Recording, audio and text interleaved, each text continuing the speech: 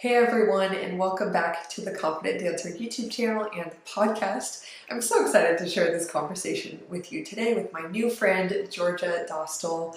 She is the founder of Balanced Ballerinas on Instagram. It's also a podcast. She has an adult ballet educational platform, and she just generally has such a wonderful perspective on what it looks like to approach ballet as something that truly restores you and gives you life, instead of falling into very, very typical patterns that so many dancers have in their relationship with ballet of feeling like it's something they love, but it's this love-hate relationship because we're approaching training being very hard on ourselves or whatever it is. She is very true to her brand name, Balanced Ballerinas, and I just love that we got to talk today about how to have balance in your relationship with dance, even when you have more serious goals. Whether you are an adult recreational dancer or a pre-professional or a professional dancer, this conversation definitely will be inspiring and insightful for you. So I really encourage you to not only enjoy our conversation today, but also to check out Georgia on Instagram at Balanced Ballerina. And I forgot to mention, she also, if you're in Australia on the Gold Coast, she is the director of GC Dance there, which is a ballet school, and also Balanced Ballerinas, which is, like I said earlier, an adult ballet educational platform and online studio. So definitely check her out. Follow her on Instagram, all of the things. I'll have all of her information down below. But yeah, I just so thoroughly enjoyed our time talking, so I hope you enjoy this too. Our conversation kind of goes all over the place in the best of ways, and I love hearing her perspective on balance in life and dance, and really just how to develop a relationship with dance that gives you life. So enjoy, and thank you to Georgia for being on the show. Hi, Georgia. Welcome to the Confident Dancer channel. Thank you for being here. Thank you for having me. We finally got here. I know. I've been really excited to connect with you because I love that anytime I've listened to your podcast or seen your Instagram posts, your brand feels so true. Balanced Ballerinas. I feel that you have a really sweet and like holistic approach to training that it just really feels like you're very centered on the student's experience anytime you're training with people or doing your online courses. So that's the impression I've always gotten. So I thought, oh my gosh, we have to talk. That's why I reached out. Oh, So I'm glad we can finally do thank this. you.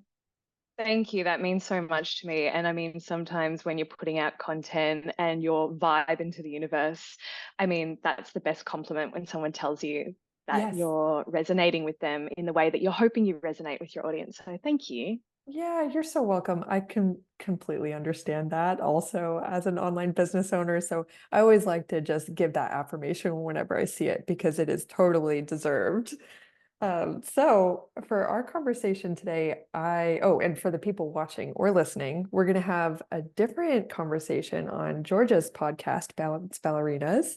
And so, yeah, I'll link that below so you guys can check it out. We'll be talking about how to overcome self-criticism. But for our conversation right now, I'd love to get your take, Georgia, on what a healthy approach to training looks like, specifically what balance can look like as you approach maybe your serious goals in dance. Now, I'm going to put air quotes around serious Serious girls. because that's going to look different perhaps for a pre-professional or professional ballet dancer compared to an adult who is maybe dancing recreationally, but you're really passionate about it. So we'll get into all those caveats and what that probably looks like in different experiences of dance. But I figured it would be a great place to start to just get to know you better. So I'd love to hear, just starting with like who you are and what you do, and then some of your background of what got you here. Yeah, so my name's Georgia. I used to be Georgia Canning. I'm now Georgia Dostal. I'm still getting used to that after a couple of years. Mhm. I have had my studio GC Dance for school age students and Balanced Ballerinas for adult ballet students for over a decade now, which is just crazy. Mhm. I opened it when I was 23. I'm now 33.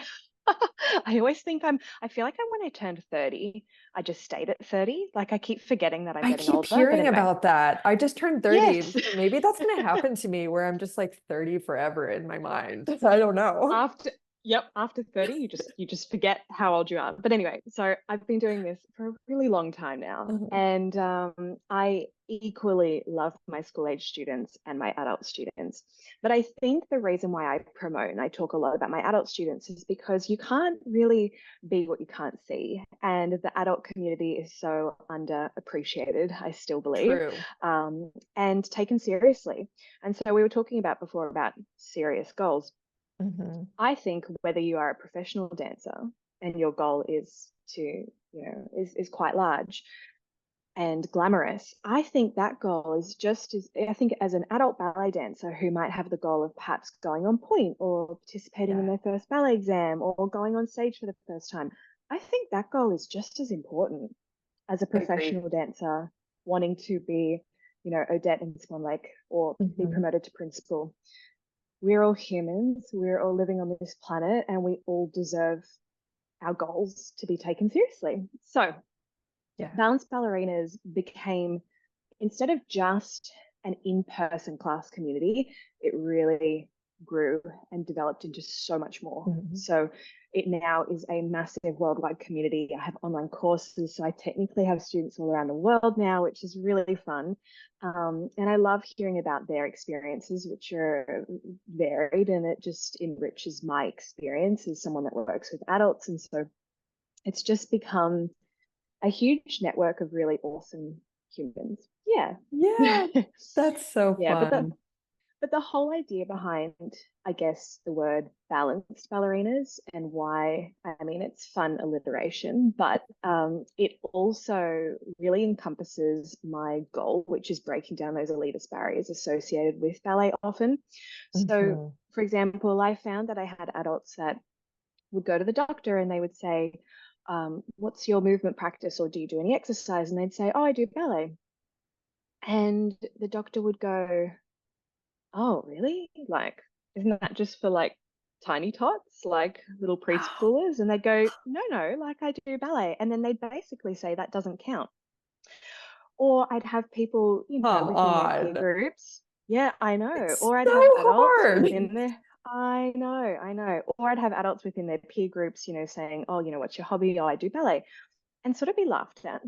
Hmm. And I think the work with balanced ballerinas is all about creating, yes, a balanced lifestyle through ballet, but also showing the world and the community that ballet can be just as casual and just as hobby like with, as much as my husband surfs, as Hmm. much as my dad goes and plays golf, as much as my mum, does arts and crafts. Ballet is the same thing. But for some reason, we were viewing, especially 10 years ago, we were viewing ballet as like this thing that little toddlers did with the fairy wand, Hmm.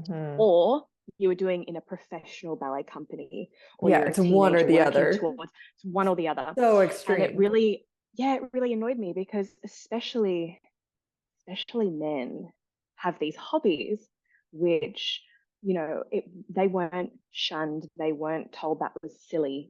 No man is doing golf on the weekend with people telling him, why are you bothering, you're not going to be as good as Tiger Woods. Do you know So what I mean? So true. why Oh so my why gosh. were we saying to grown women, why are you doing ballet, you're not going to be Misty Copeland? No Wow. one's going to be Misty Copeland. Do you know what I mean? Like, Only she will. yeah. So there was this Wow. real stigma about doing ballet just for the joy of it, just for the Yeah. pure love of it. And it makes so many people so happy. Like it Hmm. has just created so much fulfillment in some of my students. I have students that say to me, like, my gosh, Georgia, my life was incomplete until ballet came along. It has just Oh, completely changed my life. Now, imagine if the world was telling them that that was silly yeah. and they didn't have a space. So balanced ballerinas is that space. It's that space to enjoy ballet in a beautiful, holistic, welcoming, Mhm. balanced Yeah. way. Wow. That will preach. That I love that. That whole inspiration. And you make such a good point about how I believe there still is a lack of spaces where you can essentially choose the relationship with ballet that suits you. Because Yep. before it did feel like not even a too much of a multiple choice question on a test. It was like, yes, no. Like you did it when you were 3, you become a professional. That's it. That's all you have. Yep. Um, Personally, I live in Austin, Texas, and there's this community that I found that has a similar vibe to what you are creating with Balanced Ballerinas. And the reason I share that is because I realize how often I've told my friends that I've kept in touch with after dancing professionally, it's magic. It's so rare. I never thought I'd find something like this. Isn't that kind of interesting how rare that is to the point where I find it really noteworthy to talk about all the time?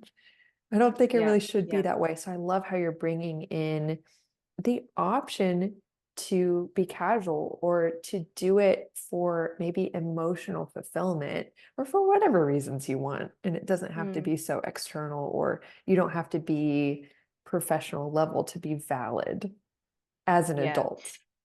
Yeah. And even Kirsten, what we're doing, so what you're Mhm. doing with your business, what I'm doing with my business, that's a rarity in the ballet world. It's Yeah. either you are a professional dancer, or you're a professional dancer that started teaching, or you're a child learning dance. That's it. Like you said, Mhm. that's your very short multiple choice answers. Whereas I guess, the whole philosophy behind balanced ballerinas is working out where you fit Yeah. within the ballet world, and you can take as much or as little as you want. And you Mm, can start at any age, and you can appreciate and love and be part of your dance community at no matter what age, and be in that's whatever so good. capacity. So, Yeah. because I was an anomaly too, and I think that's probably where balanced ballerinas stems from as well, is the fact that I was that child that, had a very, I mean, I worked really hard, but I had a very smooth sailing experience in regards to my pre-professional career. Every audition I went through for, I got. I mean, I didn't, not work hard, but I got Yeah. everything I ever asked for. I was on the trajectory to be, in the Australian Ballet Company, Wow. and work my way up the ranks. And I didn't like performing. So, and I really wanted to go to university, and I wanted to study, and I wanted to have a little bit more of a balanced relationship with ballet. And at the time, Mhm. it didn't exist. I sort of went into a little bit of choreography thinking that that might be the answer. And then I wasn't really into that. And so at the time, the answer was really just to give up. But I Hmm. remember looking at my dance teachers growing up, and it never felt like a possibility of, like, yeah, it's funny, like, I have some of my students, I have so many that go, Miss Georgia, I just want to be you when I grow up. Like, I want to own a dance studio, and I want to have a podcast, and I want to, I love that because, like I said at the beginning, you can't really be what you can't see. Do you know what I mean? Yes. And so Oh, yeah. you have to be like yourself as well, pretty like gung ho and pretty like Yes. confident to just go down a completely different path. Oh, yeah. Yeah, I So, was so scared that I would be rejected or judged in the beginning of what I was yeah. doing. Did you experience that as well? Because it was such an unpaved road to go down. Yeah, I also found that, and I mean, probably a little bit controversial in saying this, but I found there's a lot of people within the dance world, especially ballet specifically, that are very old school and very traditional, and they have the sort of, this is the way that you do things. And Yeah. I was going against that mold. And so trying to carve out what my career path looked like without much support from people that I kind of admired or looked up to, who were kind of like, why are you doing that? That either Yeah. that's not going to work, or that's not the way we do things. That was really hard. Yes. So, Yes. mm, Which is such a actually great quality I want to point out. I read this book, maybe I'm getting the books mixed up, so I won't mention the book, but I this do that all the time. concept, yeah, I know. Especially if you're into like self-development, you read them They're all all the and it's same just after us. Yeah. I agree. I actually agree. Um, they just have different flavors of pretty much the same Yeah. message. But anyway, one concept that I learned, which I really enjoyed, was understanding the personality trait of disagreeableness, and how it doesn't mean that you're a really obnoxious person and you say no to everything. It really just manifests as this quality of willingness to go against the grain and a high Yeah. tolerance for that discomfort it creates. Mm. You're willing to validate your own idea and to say, no, that is what I want to do, or I can be different, or I do disagree with what I see. This isn't the only option. And it is actually a trait that is found amongst people who are founders very, very often, because you either have it or have developed within yourself this practice of following what's in alignment for you, or maybe it's your curiosity or what you feel should exist. And that Yeah. conviction is something that you do experience friction with that. There is sometimes pushback, or maybe it's not overt pushback all the time. Sometimes it's just maybe our ingrained resistance within ourselves of all those internalized voices of, you can't do that, that's Yeah. silly. Like with me, I was thinking, oh, what if no one takes me seriously? Just because I had Mm. never seen someone doing exactly what I was doing. I saw Yeah. maybe some similar things, but because of my background in ballet, I was so good at seeing a vision of what a choreographer would show and doing exactly that. And it felt amazing to be like, tell me what to do. I will do a really good job replicating that. And then Yes. when you start your own thing, you're calling the shots, and there's not someone to compare yourself to. So it takes a lot of guts. And I'm sure all of your 100%. students are like, thank you for making this. Thank you for talking about it. Thank you for going against the grain, because it's awesome. No, I completely hear you. And a lot of people don't sort of think about that sometimes in the way that, a ballet dancer is trained to essentially just duplicate Yes. or follow the crowd and do what they're told to do by the artistic director or whoever's standing at the front of the room. There's Mm-hmm. not a whole lot of autonomy. And so that is really foreign and super brave of you, and Thank you. requires some digging deep to sort of go against every fiber of your being that you're trained to be as a Gosh, professional dancer. some of the beginning phone calls I had with schools, like when I would send email pitches, like, I can speak at your school. And of course, the email would look like, I don't know, maybe somewhat confident. And then they'd be like, okay, let's set up a phone call. I'd be like, I don't know, this is so scary. And now it's like totally normal. But anyway, for Yeah. anyone who maybe, I know you and I are talking about the businesses we've started, but I hope that some dancers out there can really resonate with um, this concept, because maybe for them it looks like going into the studio for the first time after. Yes. I'm thinking you must have students who used to train professionally who maybe haven't danced in a long time and come back. That takes a lot, like you have to get through a lot to just go They back in the are. studio. Yeah, they are the hardest on themselves. Yes. They are the hardest on themselves. Those students who were a professional dancer or Mhm. pre-professional or, danced their whole childhood, they come back into the studio as an adult. And they may have had, I've had some where it's only a couple of years of a break. Mhm. I've had some where it's 25, 30, 40 years of a break. Yeah. And they are so hard on themselves. And I Mhm. always remind my students to practice in the body that you are in today. So Good. important, because if you were a professional dancer and say you retired in your late 20s or even late 30s, and then you come back as a 65-year-old, Mhm. you're in a completely different Yes. season of life with really not a completely different body, but very different to when Mhm. you were, at that stage. And so it's really accepting and being gracious with yourself, and Mhm. just sort of being kind to yourself and practicing in the body that you have today. But I guess kind of like going back to what we wanted to talk about in regards Yeah, I was gonna to ask. everyone finding their own balance. I think, and it's really important to note this, because especially because I've named my businesses, Balanced Ballerinas, and I'm the Balanced Ballerina on Instagram. people always, and I often get this, well, like they want the perfect formula. They want me to write out their balanced week. Now, Yeah. everyone's version of balanced is completely different. So true. A lot of people, and this is the criticism I get, look at my life and go, well, you're not very balanced. And like my life and how busy I am is my version of balanced. I am not the kind of person, like, I'm not really into traveling. I'm not into going to Hawaii and sitting on a beach. Like, that doesn't make me feel balanced. That actually makes me feel anxious. And so everyone's version of balance, I can do it for a couple of days, but not weeks on end. It took me Everyone's 3 hours version, to relax on a beach in Mexico. Literally, I didn't calm down for yeah, 3 hours, but we had like yeah. bought or rented the cabana. So I'm like, well, I need to get my money's worth. I Just feel like you would have a relate to couple that. of, oh yeah, like, look, what helps is a couple of cocktails, let's be honest.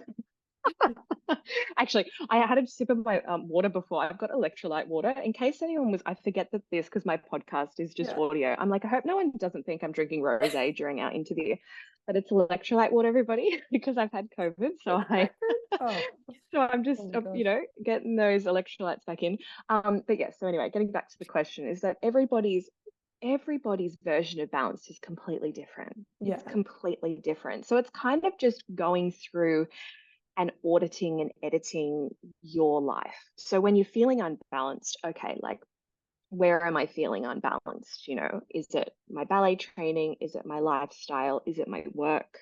Is it, Mhm. and you go through the areas of your life where it kind of maybe needs a little bit of love. Do you know what I mean? Mhm. And so I think when it comes to, see, it's different. It's a little bit different for kids and adults as well. Like if I was to talk about this in an adult context, we're all in very different seasons of life. And I Mhm. think, and you speak so greatly about this on your YouTube channel about not comparing yourself to other people and other Yeah. students. And that's so important because I mean, I've got some adult students that come to, gosh, like 5, 6 classes a week. And then I've got some students that really struggle, but they're so adamant about getting there once a week. And I have as much respect for both parties. But what people don't understand is that the ones that are getting there once a week religiously, they're looking at the ones coming 6 times a week and they're like, oh, I should be doing more. What a lot of people don't understand is sometimes those students that are coming 6 times a week, they're retired or Yeah. they're, They don't work, and that's they most don't of their life. work or 100%. Or it's their version of a social life as well. Mhm. So, everyone has a different reason for being in the studio. And those that come once a week, they might be in a totally different season of life. They might have 3 children and a high, demanding job and all Yeah. sorts of things. And if you come once a week, those people, that's brilliant. Like the fact that you Yes. get to class is fabulous. And what I always say is to just make sure that your goals are there, but to make sure that they're realistic so that you're not setting yourself up for disappointment. Yes. And I think that's what gets us out of balance because we end up sort of chasing our tail and Mhm. we end up not achieving these big goals that we've set. And we end up being severely disappointed instead of just, I always say pare back. Like, I mean, Yeah. I had a student who was totally burnt out. And I said to her, I actually am banning you from the studio, you know, on Tuesdays and Thursdays. I said, you need to have breaks. Yes, okay, you can come on a Monday, you can come on a Wednesday. Yeah. But Tuesdays and Thursdays, I'm banning you. You're not allowed in the studio because she was just burnt out and doing so many classes. Now, for me, financially, telling a student not to come to class is not a good move. So that Yeah. student knows I'm telling the truth. Like, please don't Yes. come. You're burnt out. I have your best interests at heart because me telling her to come less to class doesn't help It me. doesn't, So, yeah, you yeah, know, you're right. no. So that is how much I believe in having a Yes. balanced practice. That's so Just so good. important. And I guess if we're talking about, school age children, there's a reason why we actually set up our timetable a specific way. So our more senior students come in on Monday, Wednesdays, and our more junior students come in on Tuesday, Thursdays. If students are in our performance team, they come in on a Saturday, but that's it. We don't work on a Friday, studio is closed, and we definitely don't work on a Sunday.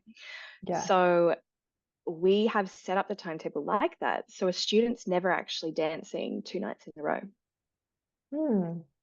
Yes, so it's split. Yeah, it gives you Because recovery time. That's nice. yes, so it's super important to have that balance with your schoolwork, with your Yes. dance, with life, like friends, the ability to go to birthday parties. That's so good. Because what people don't understand is that having that balance just creates happier humans. It And really it does. actually improves your ballet practice or your dance practice because you're all well rested. We have hardly any injuries at the studio, like hardly any That's injuries. awesome. Usually it's because they did something silly at school in sport. Do you know what I mean? Yes. Um, yeah, like I had one of my gorgeous students, male students, come to class a week before our concert last year, and he'd broken his arm. And I was like, "What were you No. doing?" And he goes, "Oh, I was playing touch football." And I was like, "Oh my God." But yes, so it's Dancing super in a important. sling. Oh yeah. Well, So, hopefully a but that cast. balance So. is, yeah, no, he had a cast. But super important for not only your body, but also your mind as well. Like it's just Yes. super important to have that balance. And I guess for those that are needing a little bit of help in creating that balance, I know that myself and my studio, we try and force that balance on people by creating the timetable and by creating our Nice. classes the way that we do. Yeah. That is so But good. yeah, definitely setting realistic goals is just super important. And expectations. I'll say expectations and boundaries. I'll add to that. I Mm, think those ideas so beautifully complement what you're saying, which is what a boundary might look like is knowing yourself well enough to know over time when you witness when you've gotten burnt out or tired or really you just feel like you're kind of hating yourself into going to ballet because like you should and you have to and you're a bad dancer or whatever. Like taking inventory of your life and noticing what rhythms got you there or what beliefs or self-talk got you into that headspace even mm. and creating a boundary like whoa when that starts to happen we go we back Yeah, up or yeah, definitely. examining your expectations. Do you expect yourself to look like, as you mentioned, the dancer who's coming 6 times a week when it's awesome for you that you're coming once? That's so good to be real with yourself, exactly like what you're saying.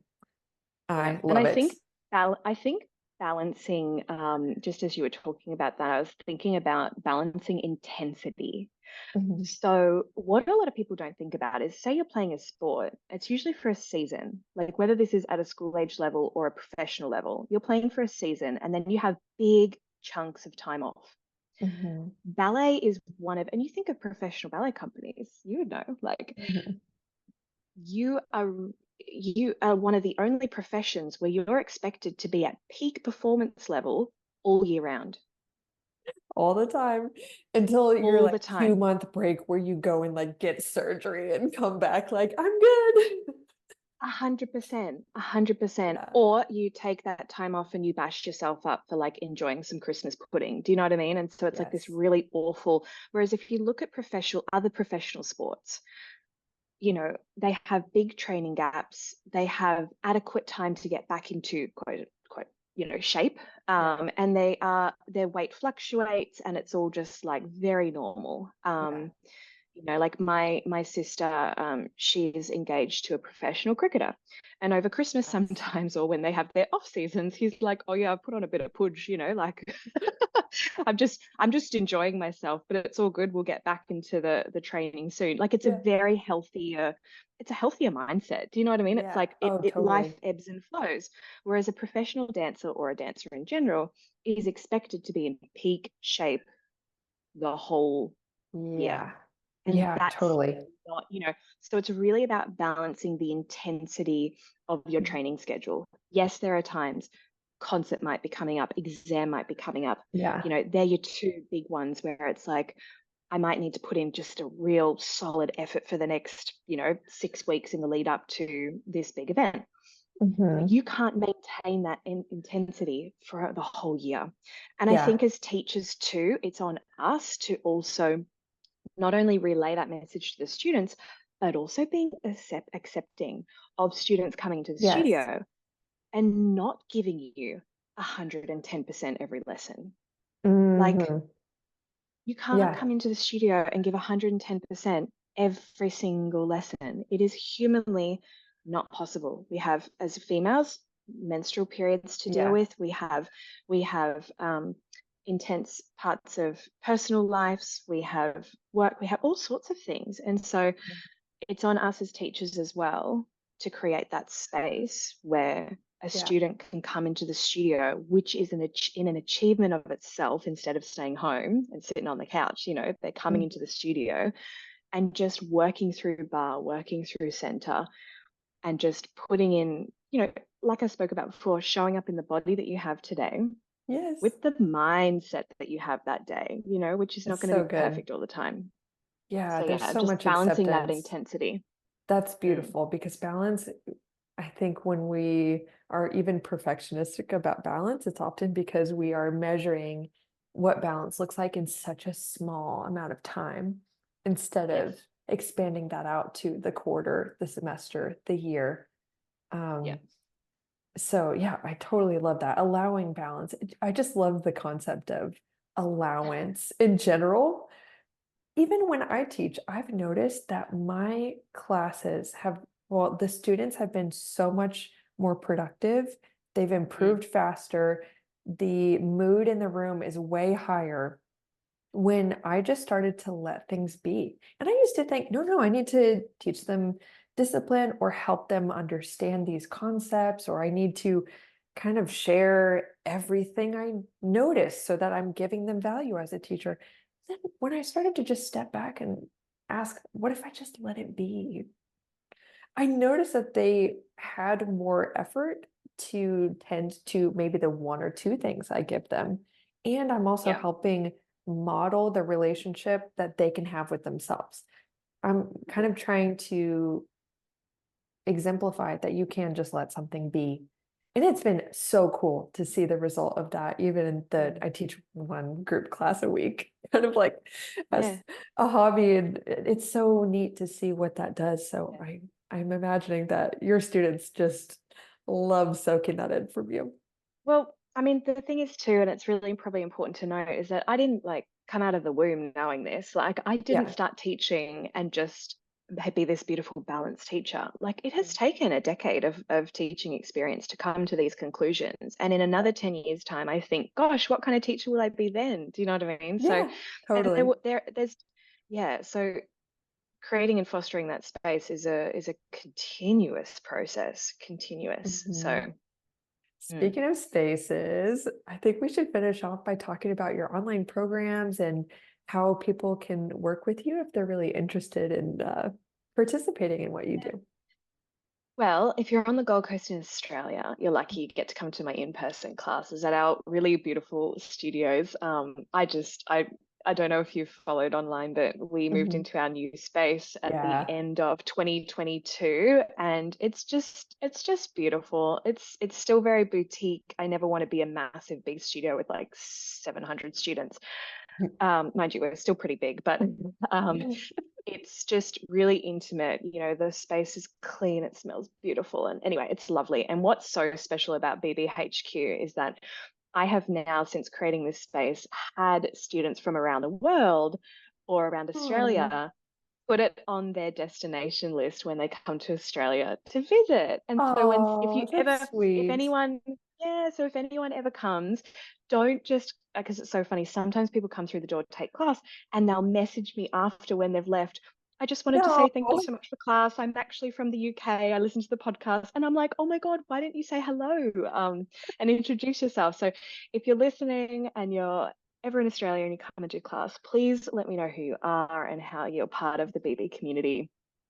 Because that's just so nice. I love that. It makes Yeah. me feel very special and it makes my day. Like when that happens, I'm just on a high for the rest of the day. It makes all that hard work opening the space worth it. I bet. But in regards to if you want to work with me, but you're not on the Gold Coast, Mhm. in Australia, I do have online courses. So I've got a 12-week adult ballet course. We've got a beautiful private Facebook community. It's just full of awesome humans, and you can work through those 12 weeks and come out sort of like my students dubbed it, my adult ballet students, a life edit. It's not just about ballet. It's actually Love it. very much about finding balance. And I've got Butter Ballet, which is a 6-week course. It's just beautiful for prenatal and healing students. And then a few more things in the works. So that's a relatively new space for Awesome. me.